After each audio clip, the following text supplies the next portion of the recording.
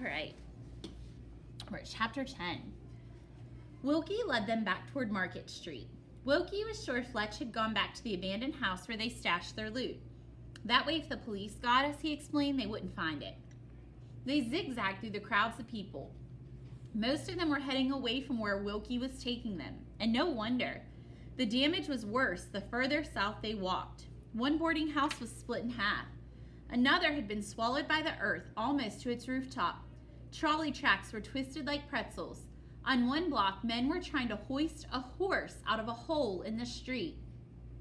Leo tried not to look at the collapsed buildings, but he couldn't stop thinking about who might still be inside. The flat fires were worse down here. With every step, the smoke was thicker, the air hotter. Leo's lungs started to ache. They were about to cross Market Street when a fire wagon clattered up and stopped in front of them. So remember, this is before we had like trucks and cars, so there were no fire trucks. So this was pulled by horses. I don't know if you can see that. And that's how instead of fire trucks, that's what they had.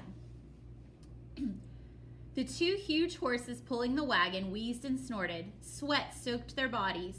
Two firefighters jumped off, dragging a thick hose. They hooked it up to a hydrant, but only a trickle of water came out. A man in a bloodstained shirt rushed up to the fireman.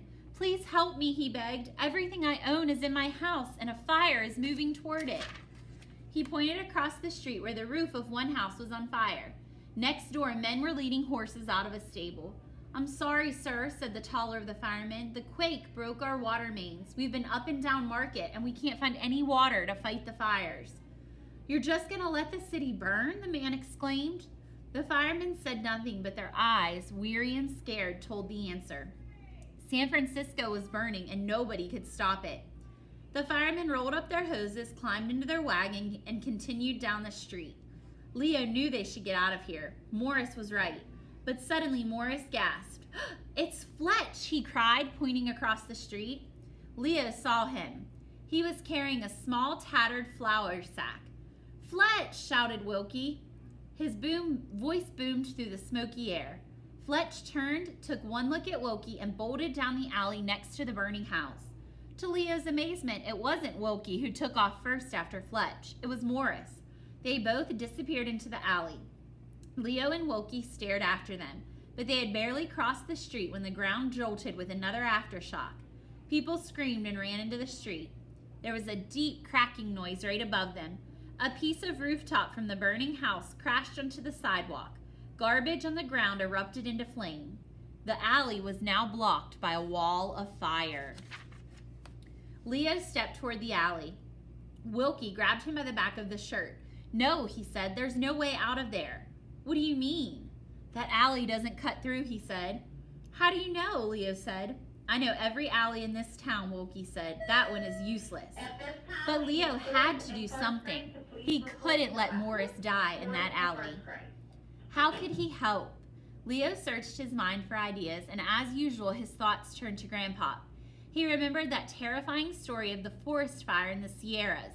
He'd only heard it a few times, but he remembered every detail. Grandpa had finally crossed into California. In just a few more days, he'd be in gold country. He'd left his horse and wagon at a trading post. He'd headed up into the woods to hunt for rabbits. He would need their skins to trade for gold mining tools.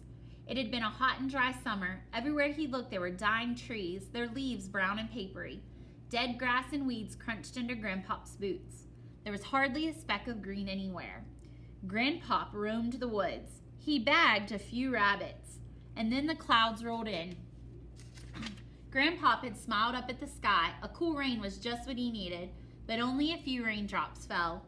Meanwhile, lightning sliced through the sky, and then, kaboom! A lightning bolt struck a dead tree, turning it into a burning torch. More lightning bolts shot out of the clouds, stabbing the ground like burning spears. Soon there were fires everywhere. A powerful wind fanned the flames.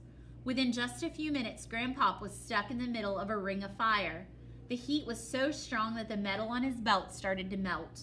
Grandpa had no idea what to do. He got down on his hands and knees.